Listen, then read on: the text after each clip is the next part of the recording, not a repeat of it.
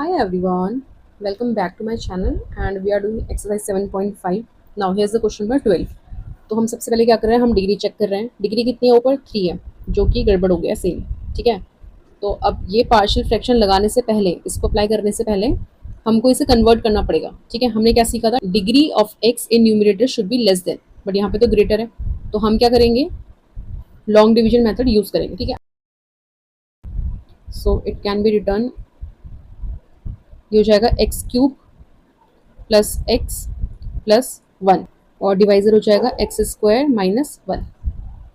Now x में हम क्या मल्टीप्लाई करें कि हमें एक्स क्यूब मिल जाए, एक्स मल्टीप्लाई करेंगे तो मल्टीप्लाई करो, ये मल्टीप्लाई करोगे कितना आएगा एक्स क्यूब, फिर आप -1 को एक्स से मल्टीप्लाई करेंगे कितना आएगा माइनस का एक्स, साइन चेंज करेंगे, ये हो जाएगा माइनस, ये हो जाएगा प्लस, कैंसिल हो जाएगा, it will be 2x plus 1। ठीक है, अब हम इसको कैसे लिखेंगे, जैसे मिक्स फ्रैक्शन लिखते हैं ना, कैसे लिखते हैं मिक्स फ्रैक्शन, जो आपका आंसर आता है उसको आप साइड में लिखते हो, जो आपका रिमाइंडर होता है उसको आप ऊपर लिखते हो। और नाउ हमने क्वेश्चन नंबर 6 में भी डिस्कस करा था, अगर ऐसा लिखा है 3 4/5 तो हम इसको लिख सकते हैं 3 + 4/5। समझ रहे हो? तो अब जो हमारा क्वेश्चन है, अब आप क्या करो, यहाँ पे पहले क्वेश्चन लिखो, एक्स क्यूब प्लस में एक्स प्लस में 1 एंड अपॉन में आ जाएगा एक्स स्क्वायर माइनस 1। हमने इस क्वेश्चन को किस फॉर्म में कन्वर्ट कर दिया, इस फॉर्म में, x plus 2x plus 1 upon में एक्स स्क्वायर माइनस 1। क्या मैं इस एक्स स्क्वायर माइनस 1 को एक्स प्लस 1 और एक्स माइनस 1 लिख सकती हूँ? अब मैम क्यों लिख रहे हो आप ऐसे, क्या जरूरत है, ठीक तो है वो वैसी। अब देखो ठीक नहीं है, ठीक क्यों नहीं है, क्योंकि हमको यहाँ पे लगाना है पार्शियल फ्रैक्शन। अब आपका जो क्वेश्चन है ना वो इस फॉर्म में कन्वर्ट हो गया, दो टर्म्स में कन्वर्ट हो गया। ठीक है, तो यहाँ पे तो सिंपल हो जाएगा इंटीग्रेशन इसका, एक्स स्क्वायर अपॉन 2। ठीक है, यहाँ पे आप क्या करोगे, पार्शियल फ्रैक्शन लगाओगे। ठीक है, क्योंकि दो इंटीग्रेशन है ना, तो आप लिखो I1 plus I2 is equals to I, और आई क्या है, ये यहाँ पे लिख लेना से। ठीक है, मतलब हमने इसको लेट करा है। अब I1 क्या है आपके पास, I1 है आपके पास x, इसको इंटीग्रेट करो कितना आ जाएगा एक्स स्क्वायर अपॉन में 2, इसको मान लो इक्वेशन फर्स्ट। ठीक है, इसको इक्वेशन ए मान लो, कैपिटल ए। ठीक है, अब हम कर रहे हैं I2 क्या है आपके पास, ये वाला। ठीक है, 2x प्लस 1 अपॉन में x माइनस का 1 एंड x प्लस 1। अब यहाँ पे हम लगा रहे हैं पार्शियल फ्रैक्शन। ठीक है, तो इसको हम क्या लिख सकते हैं, a upon x minus 1 plus b upon x plus 1, it will be 2x plus 1। यहाँ पे हम एलसीएम ले लेंगे, so it can be a x plus 1 and यहाँ पे हो जाएगा x माइनस 1। अरे ये कैसे खुल गया, चलो अब आप वैल्यू पुट करो। पुट क्या पुट करोगे बताओ, सिंपल है, एक बार 1 पुट करो ये 0 हो जाएगा, एक बार -1 पुट करो ये 0 हो जाएगा। ठीक है, तो हमने 1 पुट करा, 1 पुट करके हमें क्या मिला, देखो लेफ्ट साइड में क्या है आपके पास 2x प्लस 1, एक्स की जगह पे 1 पुट करेंगे तो कितना हो जाएगा 2 + 1 3 is equal to a as it is, and ये हो जाएगा 1 + 1 2। ठीक है, ये तो 0 हो गया, तो a की वैल्यू कितनी आ गई आपके पास 3/2। ठीक है, इतना क्लियर है। चलो अब हम यहीं पे आगे लिख लेते हैं, कॉमा, फिर आपने पुट करा x को -1। ठीक है, तो जब आपने -1 पुट करा कितना आया, देखो -1 पुट करोगे तो ये वाली टर्म 0 हो जाएगी, ए वाली, है ना, क्योंकि -1 + 1 ये 0 हो जाएगा। यहाँ पे पुट करो ये कितना आएगा माइनस का 2b, है ना, -1 माइनस का 2b इज इक्वल टू, और ये कितना हो जाएगा लेफ्ट साइड वाला, ये वाला 2 -1 + 1 -1, तो इट विल बी -1, माइनस से माइनस कैंसिल हो जाएगा, b कितना आ जाएगा 1/2। ठीक है, सिंपल। फिर हम क्या करते हैं, वैल्यू पुट करते हैं यहाँ पे। ठीक है, अब वैल्यू पुट करो, a कितना है आपके पास 3/2 dx एंड अपॉन में कितना है x माइनस 1, b कितना है आपके पास 1/2 dx एंड अपॉन में कितना है x प्लस 1। ठीक है, इंटीग्रेट करो कितना आ जाएगा 3/2 log x minus 1 1/2 log x plus 1। ठीक है, तो ये आपकी वैल्यू आ गई किसकी, I2 की।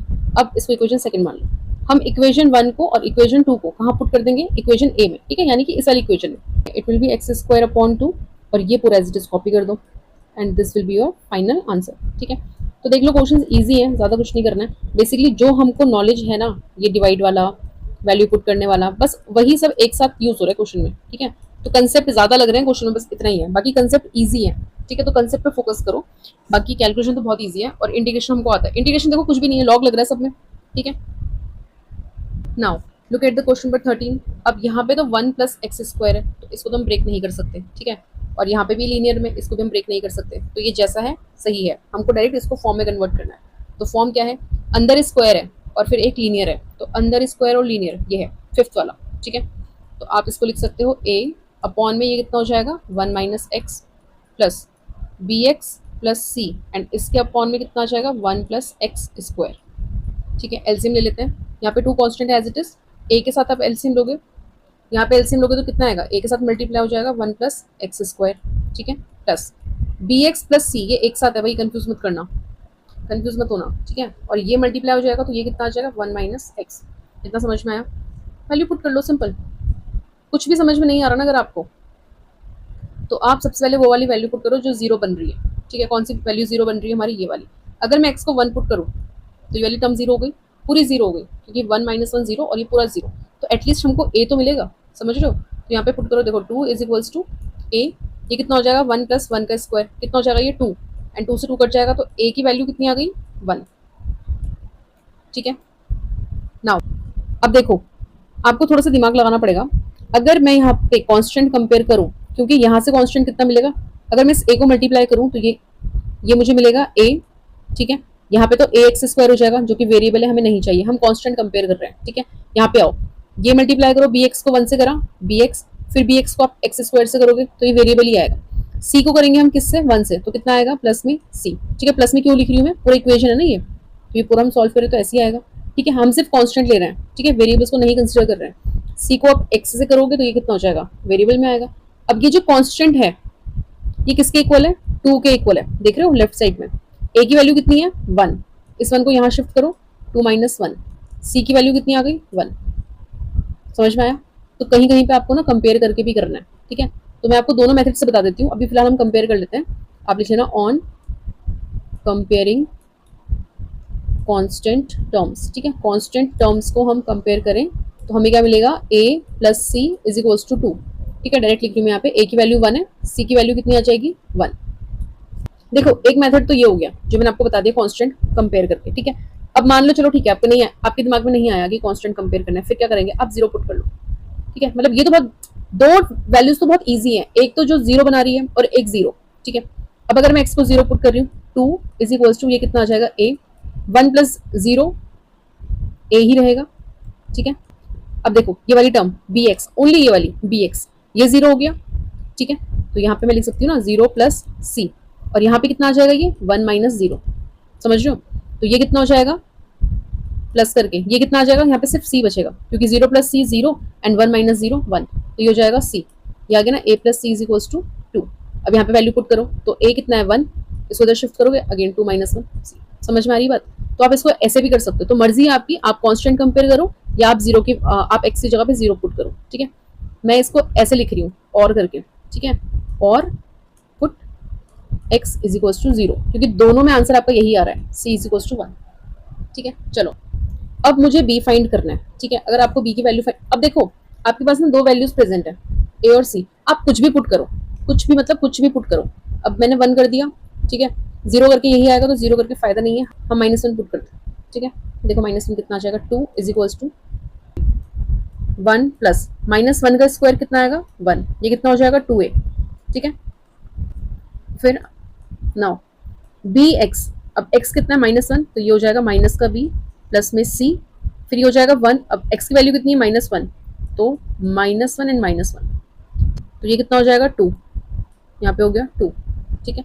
अब क्या मैं इस वाली टर्म से और यहाँ सबसे 2 कैंसिल कर सकती हूँ, ये कितना आ जाएगा 1 is equals to a minus का b एंड प्लस का c। अब a की वैल्यू कितनी है 1, c की वैल्यू कितनी है 1, ठीक है, b है बीच में नेगेटिव में, और यहाँ पे हो जाएगा 1, तो 1 से 1 कैंसिल कर दो, इस b को इधर शिफ्ट कर दो पॉजिटिव में, तो b इज इक्वल्स टू कितना आ गया 1। समझ में आया? अगर नहीं समझ में आया है तो भाई -1 रखो, ठीक है, इक्वेशन में -1 रखो, सिंप्लीफाई करो, a को और c को पुट करो और फाइंड करो, b आ जाएगा। और अगर इसके बाद भी समझ में नहीं आ रहा है तो क्लास 6 का कोई आपको लेक्चर देखना पड़ेगा सिंप्लीफिकेशन का, कैसे सिंप्लीफिकेशन करते हैं, ठीक है। नाउ नेक्स्ट क्या करते हैं हम, जिस भी फॉर्म में हमने कन्वर्ट करा है उसमें वैल्यू पुट करते हैं। तो तीनों की वैल्यू कितनी आ रही है 1 1 1, a कितना है 1, यहाँ पे लिखो dx अपॉन में कितना हो जाएगा 1 माइनस एक्स, ठीक है, प्लस अब प्लस के अब यहाँ पे क्या है, बी एक्स प्लस सी अपॉन में 1 प्लस एक्स स्क्वायर। ठीक है, मैं इसको अलग लिख रही हूँ, सेपरेट कर रही हूँ टर्म्स को, और इसको मैं अलग लिख रही हूँ। क्या हम ऐसा कर सकते हैं? ठीक है, बिल्कुल कर सकते हैं। तो b कितना है आपका 1 बी एक्स, और क्योंकि यहाँ पे x भी है बी एक्स, ठीक है, तो ये ऐसा आ जाएगा, and 1 plus x square. Now c कितना है, c भी 1 है dx, और इसके अपॉन में भी कितना आ जाएगा 1 प्लस एक्स स्क्वायर। समझ में आया? देखो ये तो हो जाएगा लॉग में, कितना आ जाएगा लॉग 1 माइनस एक्स प्लस। अब यहाँ पे क्या करेंगे, क्योंकि ऊपर x है तो आप इस पूरे फंक्शन को मानोगे t। देखो डिफरेंशिएट करो, 2x dx is equals to dt। इस 2 को नीचे शिफ्ट कर दो, x dx क्या हो गया आपका dt अपॉन 2, ये हो गया 1 अपॉन 2 बाहर, ये हो गया dt। ठीक है, न्यूमरेटर को रिप्लेस कर दिया dt ने, नीचे इस पूरे को हमने t माना था, ये हो गया t। तो ये कितना आ जाएगा log t, और 1 अपॉन 2 यहाँ पे लिखेंगे, ये हो जाएगा it will be log t, और t क्या है आपके पास 1 प्लस एक्स स्क्वायर। ठीक है, समझ में आया? तो कुछ आपके डिफरेंशिएशन तो टिप्स में होने चाहिए, आपको लर्न होनी चाहिए। ठीक है, जैसे रूट वाला हो गया, नेगेटिव वाला हो गया। ठीक है, चलो अब यहाँ पे क्या करोगे बताओ, यहाँ पे हम फॉर्मूला अप्लाई करेंगे, कौन सा वाला, क्योंकि ये 1 स्क्वायर है, यहाँ पे लॉग नहीं लगेगा। समझ में आ रही है बात? गलती से लॉग मत लगा देना। यहाँ पे इन्हीं क्वेश्चंस के लिए फॉर्मुलेस थे, है ना, जहाँ पे एक्स बी स्क्वायर में है, ए बी स्क्वायर में, तो कौन सा फॉर्मूला लगेगा इसमें, ये लगेगा आपका D X upon X square plus A square. ठीक है, ये वाला फॉर्मूला लगेगा आपका, और ये फॉर्मूला क्या होता है आपका 1 अपॉन ए tan इनवर्स x अपॉन ए।